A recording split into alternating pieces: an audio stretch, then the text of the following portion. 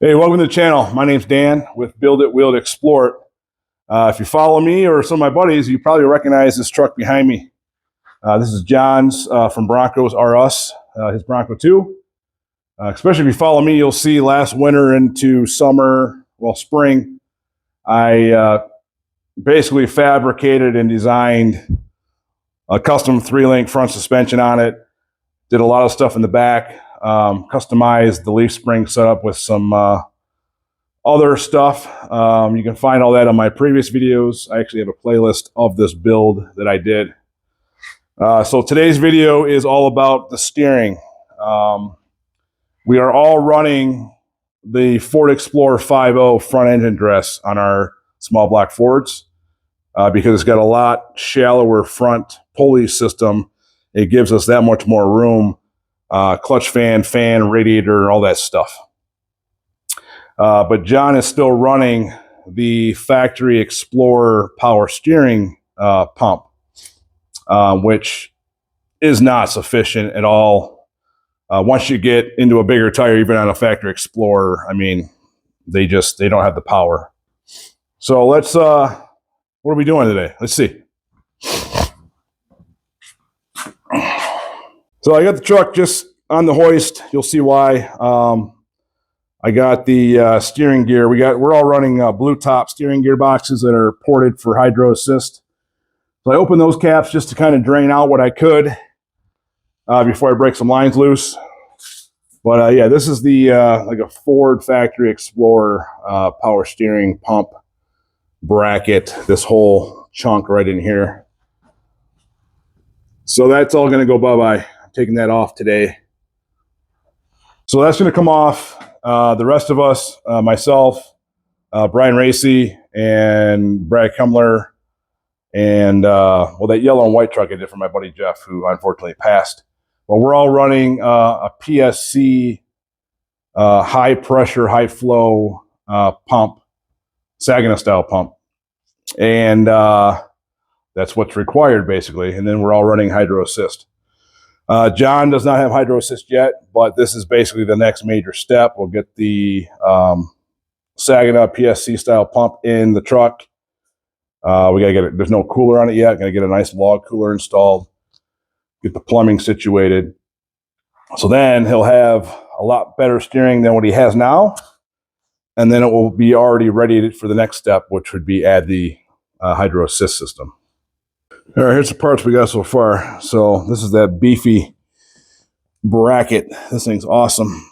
So what's different about this one, not only is it stronger and HD or whatever you want to call it, heavy duty, not only does it mount the power steering pump, you also can mount the AC, a future AC compressor, which is super cool. The other one can't do that.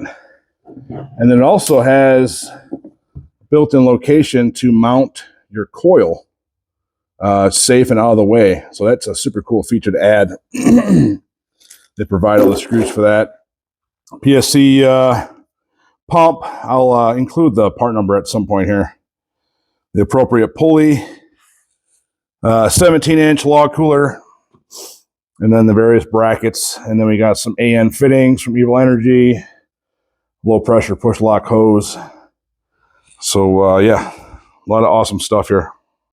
None of this is really important for the video, but it's got the reservoir out, 3/8 millimeter bolts, 5/8 line. The factory style, these are still original factory from who knows when. They want to round out on me, so since we're not using them, I just cut the tube.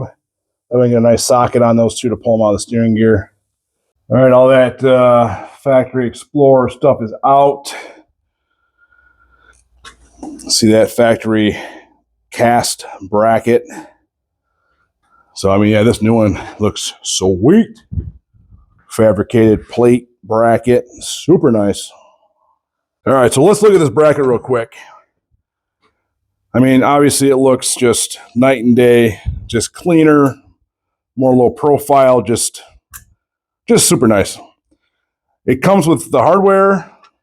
They have these nice little nylon plastic nuts to hold everything in place. So everything's already located for you. These 3 ones up right here go to the engine head or block. 3 down here go to the sagging up pump. It's going to go in like so. And then we will move that idler to this location.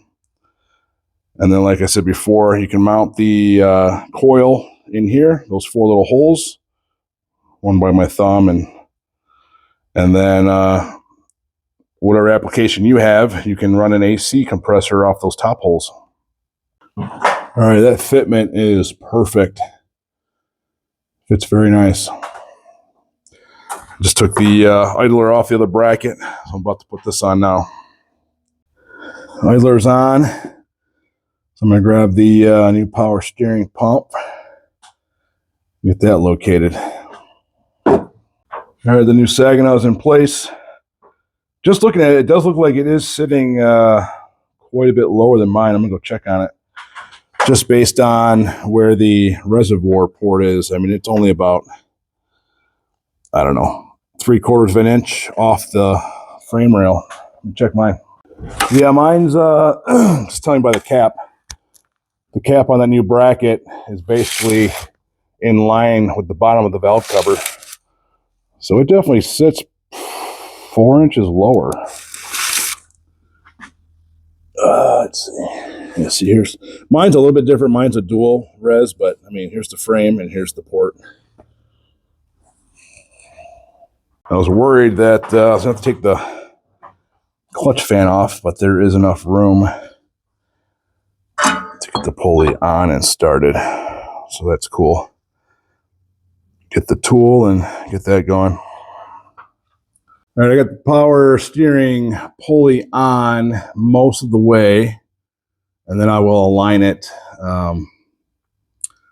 once I kind of figure out what belt. The only thing that kind of is annoying is, as far as I can tell so far, BC Broncos does not tell you the belt length, but I think they will sell you the belt. But I got it rerouted how it normally is. And I don't know, we're probably 6 to 8 inches too short.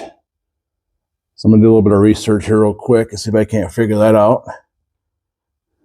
Meanwhile, I'm going to blow out reservoir, make sure there's nothing inside of the cooler, get the mounting tabs on it, and then see how I want to mount it on John's truck.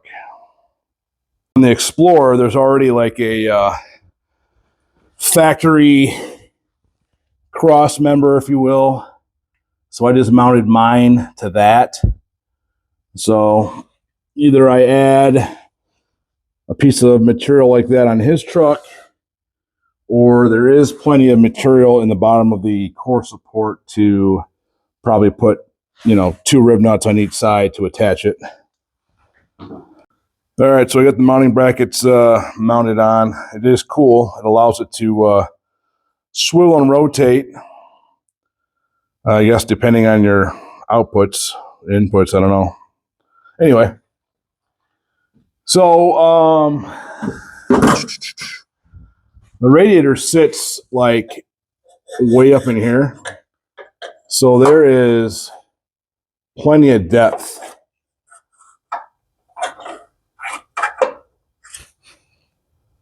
So what I'm going to do is I'm going to hold this up here and mark it. And I'm going to go ahead and utilize 1 hole per side, which is plenty. And I think these are 1/4 inch. Maybe I'll go to 5/16, mark them, and then I'll do a rib nut both sides and call it good.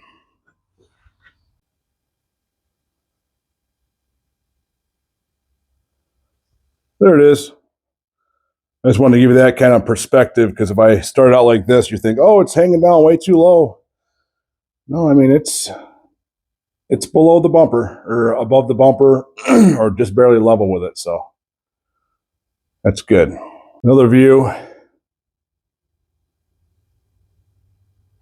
There it is. So I don't see any reason with that. I mean, John's not going to be getting into anything like landing on a pedestal right here. So we're good to go.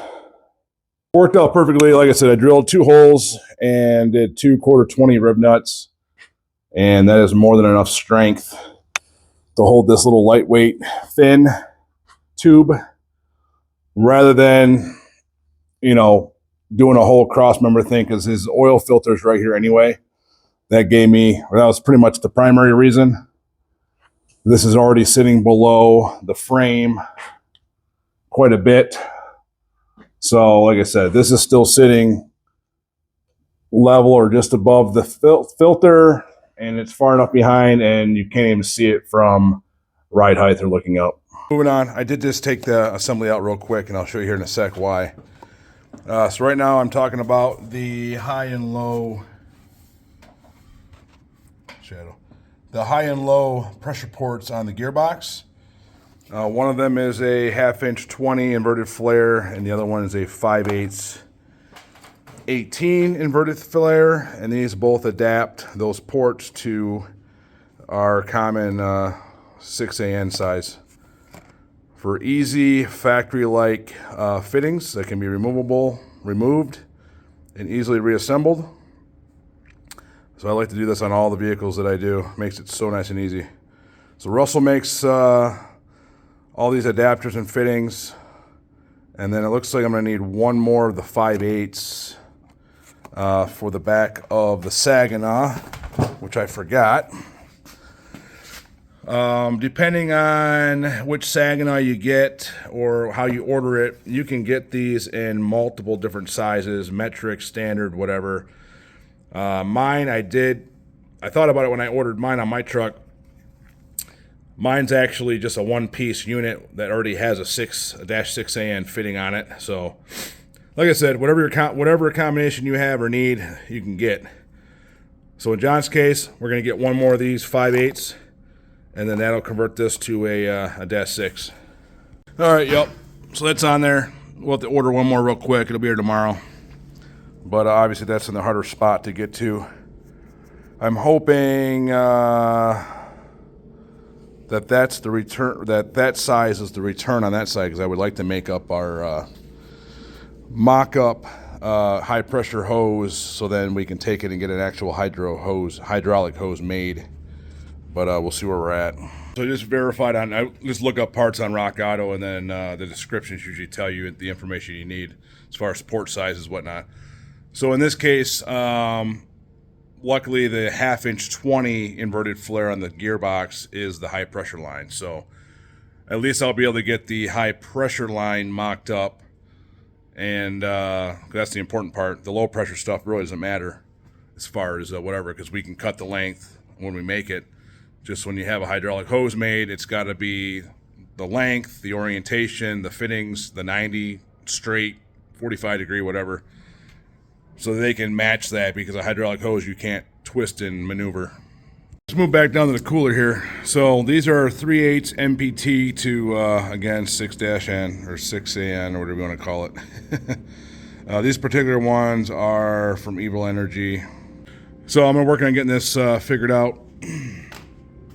Again, you can clock the whole tube, which will probably work out, because I'm probably going to run probably 45s, kind of shoot them up in here. So we'll see. I loosened up these little Allen screws, rotated it, and then kind of like how it's looking now.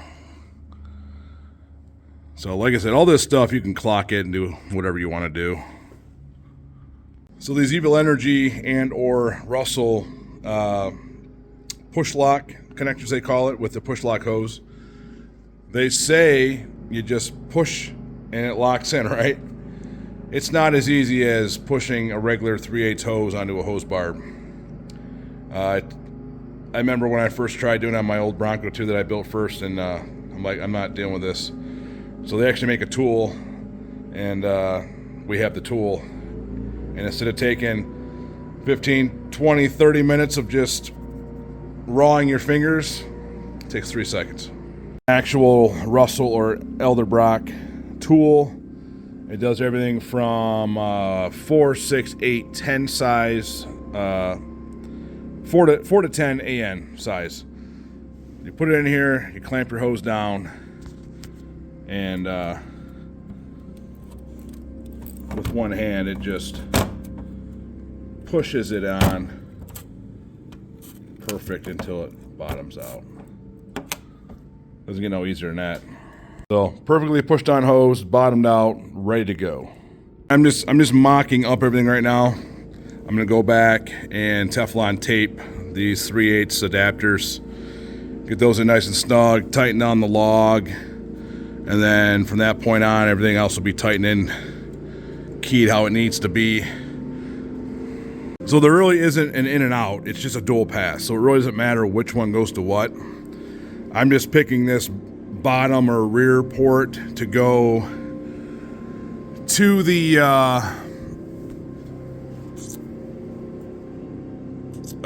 low pressure return to the pump, just because it's basically going to be the bottom line, and then they'll have a second low pressure from the steering gear to the other side of this, which will sit on top.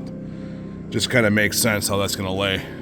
This side that's not going to be like a special fitting is on the reservoir return here. So I'm just going to bring the hose up, figure out my length, cut it, and this will be your only push slide on style. And then instead of using worm clamps, we use these what are they, little ring clamps. So I'll put one of these on, but I will not tighten it down until we're all done. I already got everything clocked how I want it.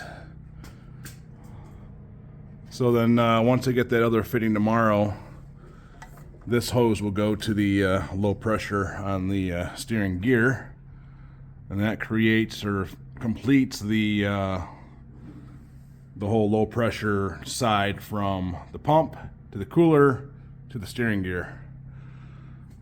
So there is a little ridge here. I'm going to go ahead and flat disc that down smooth, paint it just so that's not a rubbing area. We'll go back and wrap all the hose with hose wrap stuff here, but there's no point in having it stick out if we don't need to. So cover the hole, grind this smooth, paint it black, come back, put washer, lock nut, or thread lock on those two bolts. Teflon tape those adapters in, and then these can be screwed down and finished. All right, the cooler is 100% mounted.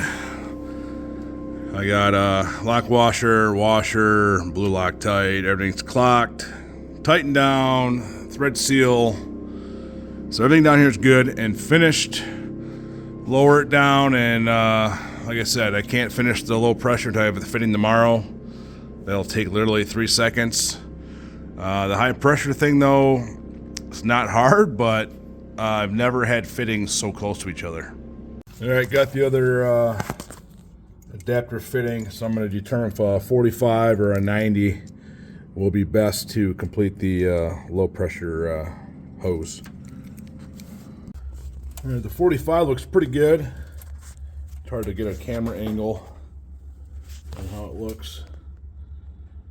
I'm going to try the 90 just to see how that looks. It might angle down too much to the frame though. I just marked the hose. I'm going to cut that, get that pressed on real quick, and the low pressure will be good. That'll be out of the way, and then I can figure out the high pressure side. I did get a 120 degree fitting to try too, just to see if that kind of helps the loop. All right, low pressure hose is complete. Ended up with a 45, nice and straight down to the cooler. I was hoping to use a 120 degree off the pump, but the machine shop doesn't have 120 degree JIC high pressure fittings. So I had to go back to a 90, which is okay. I mean, I knew I had to have a loop in here anyway. So it comes out 90, basically towards the reservoir box here, and then loops, and then goes into a 45 into the high pressure port in the gearbox. So If the hose is, if they can make it a little bit shorter, that's fine. I didn't know how tight of a loop the hydraulic hose could be, so I gave myself a little extra slack. So essentially, I mean, if they could go an inch, possibly 2 inches shorter, it would be sufficient. There's the hose. Everything's marked orientation-wise for the shop. So heading up there now, drop it off, see how long it takes. All right, well, I wasn't expecting that. They did it while I waited, about 10, 12 minutes. But it was definitely a lot more expensive than what I thought. I was thinking, I don't know, maybe 40 to 55 bucks. That's a $108 hose. Jeez. A bit better of an angle here. The new hose is on, fits great. So now we'll get everything tightened down and start bleeding out the pump. All right, so I think I may or may have not mentioned it earlier in the video, but BC Bronco, the maker of this bracket, also makes a fan clutch removal tool set specifically for this Explorer front engine dress. No rental tool combination has ever worked that great. We've made things work, but it wasn't really how it was supposed to be. So since I am going to be probably doing these same brackets on my Explorer, I went ahead and ordered BC Bronco's toolkit. And well worth the money. I mean, literally by the time I took them out of the box, hooked them up, I had this off in like 30 seconds. So, yes. So now with the fan clutch and fan off, it's going to make it easier anyway to test fit belts or find out what size it is. I just cut the belt that came off of it. I just cut it, measured it. It's about an 82 3/4 inch belt. So at least I know what size we're starting with. I thought it was an 87, so I had John pick up a 91, a 92, and a 93 inch belt to try, but now the 91 still might be too long, but we'll see. I'm going to test with that here in a sec. And then also having the fan clutch off, or the clutch fan, whichever way you want to say it, the fan clutch. He's just running a standard unit on there right now. Myself, Brian, and I believe Brad are all running the heavy-duty fan clutches. So he's got one of those coming, so it only makes sense to do it now. All right, so I took some string and routed it, how it's supposed to be. And then I marked it, so I'm going to cut it and then measure it, see where we're at. And then, what they say, whatever that is, take away about 5/8 to give for the tensioner. All right, so 5 or 6 serpentine belts later, finally got the right size. So this is ending up being a 88 inch belt. This is 100% Explorer front dress with the BC Bronco's power steering pump bracket. So 88 inches. The belt's on, just waiting on the new fan clutch. John's supposed to have that today, which means I probably won't get it till tomorrow. I did end up changing this 45 off the gearbox, low pressure side, just to a straight. For whatever reason, that 45, when I'm tightening it down, it kept wanting to kink into the other hose. So I just put a straight fitting on it. That way it eliminated that. No big deal. We'll get some protected wrap to put on some of these areas, zip tie everything up nice. And then I'm going to get some fluid poured in here and get that starting to bubble out. All right, heavy duty or severe duty fan clutch is here. Let me get this mounted up and put on. All right, this project is complete. Fan is back on the new severe heavy duty fan clutch. Everything's on. Fluid's topped off. Have not got up to temp yet. So we'll double check it obviously. As far as I can tell, the fluid is full. No leaks on the fittings, but like I said, once we get the temperature, we'll double check everything and go from there. All right, so that's it for this video. Not a super hard or challenging install this time, but something John definitely needed on the truck. So now he's got, you know, the high flow, high pressure PSC sag and a pump. Awesome bracket from BC Broncos. Appropriate size belt, heavy duty fan clutch. So he is ready to go. So stay tuned and we'll see this truck along with mine and everyone else's out on the trail together finally. Thanks for watching.